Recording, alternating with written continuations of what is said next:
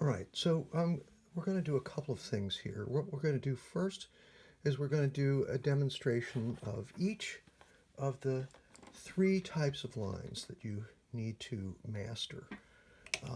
First, of course, is the layout line, which you've already worked with a lot. The next is the thin, crisp, dark line. What we're doing is using a very sharp pencil, 2H, and we're drawing the line to be thin and dark. And the sharp 2H makes it possible to do that. Then what we're going to use is the dulled down H to draw a line that is bolder, but just as dark and just as crisp. Now, you can see the difference between this thin dark line here and this thicker line here. This is the thin dark, this is the object line.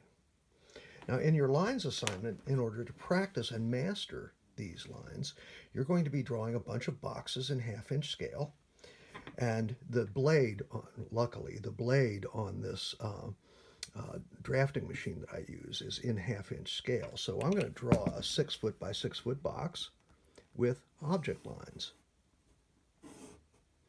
And oh my God, I drew the line too far. So what I'm going to do now is I'm going to get my erasing shield, and we're going to do a little erasing shield demonstration. Here's the erasing shield. This line goes too far, so I'm going to put a little layout line for the two sides of this box here. Here's one side, and here's the other side in layout lines. And while I'm at it, I might as well measure the height of the box. I'm on the 6-foot mark here, on the 0 here, touch and twist, and here's the 6-foot by 6-foot box. Now, I need to erase that top line, and here's what I'm going to do. I'm going to lay the eraser shield down here so it protects the part of the line that I don't want to erase, and it makes it possible for me to erase the part of the line that I want to get rid of. The erasing shield has a bunch of holes in it so that you can use the holes, you can use the edge. It's really a versatile tool. Now, here's the thing about an erasing shield, and this one is, I've had this one for decades. You have to protect the erasing shield from getting bent, because once it has a bend in it, you can't flatten it back out, and it's worthless. You have to throw it away and get a new one. They're very inexpensive, but a great useful tool. Now, the other thing I want to show you about an erasing shield is one of the tools I have in my drawing studio is an electric eraser. So I could, for example, lay this erasing shield down over this line and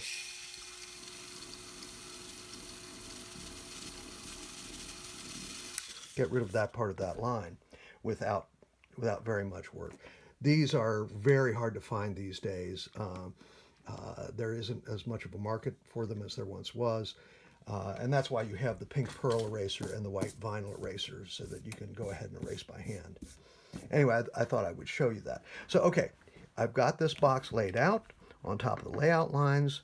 I'm going to draw my object lines, which are the medium thickness lines.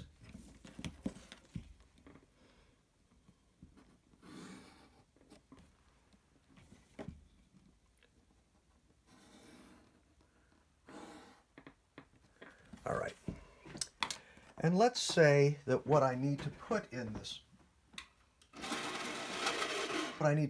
box, according to the assignment, is a bunch of, let's say, diagonal lines that are 6 inches from each other. What I'm going to do here is I'm going to get the 45-degree triangle, and I'm going to extend the corner of this both directions to give me a line that I can make measurements on. And then I'm going to take the scale rule and I'm going to place in half-inch scale measurements every 6 inches. And let's say the first one's right there on the corner, so the next one's going to be 6 inches from the corner. And the next one is 6 inches from that.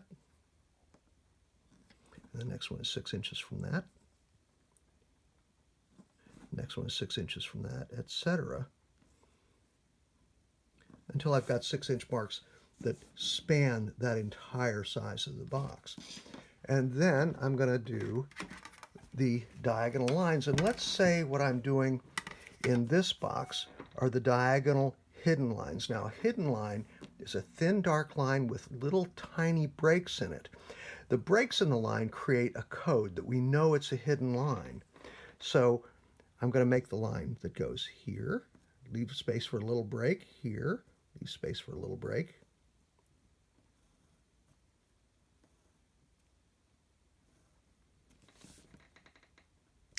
Let's do the next one.